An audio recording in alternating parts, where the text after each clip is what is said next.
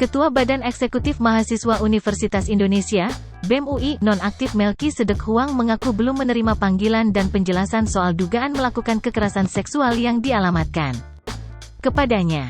Saya juga belum pernah dapat surat pemanggilan ataupun penjelasan dari pihak-pihak yang ada, bahkan saya belum mengetahui kronologi dan yang melaporkan, ujar Melki, Selasa, tanggal 19 Desember tahun 2023. Melki menjelaskan, dirinya membantah tudingan melakukan kekerasan seksual. Meski begitu, ia memastikan akan kooperatif terkait segala proses yang diperlukan ke depannya. Sampai hari ini saya yakin enggak pernah melakukan hal kekerasan seksual tersebut, tegas Melki. Wakil Ketua BEM UI kemarin menyatakan bahwa penonaktifan itu dibuat sebagai prosedur resmi untuk penanganan kasus. Saya akan hargai dan ikuti proses yang ada karena saya siap mengikuti dan membuktikan semuanya, ujar dia. Saat dikonfirmasi terpisah, Wakil Ketua BEM UI Siva Anindya Hartono menegaskan, saat ini Melki belum terbukti melakukan kekerasan seksual.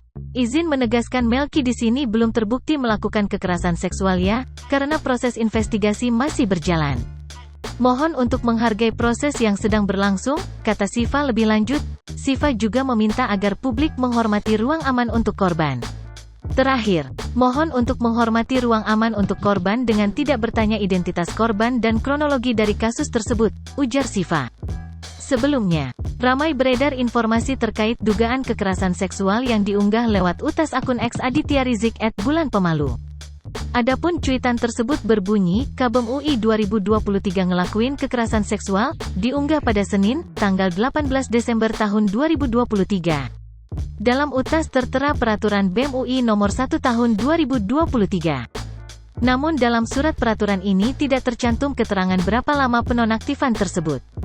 Saat ini segala hal yang berkaitan dengan proses administrasi dan kepentingan lainnya yang mengharuskan keterlibatan Melki Sedek akan dialihkan dan digantikan oleh Siva Anindya Hartono selaku Wakil Ketua BEM UI periode 2023. Download Tribun X sekarang, menghadirkan lokal menjadi Indonesia.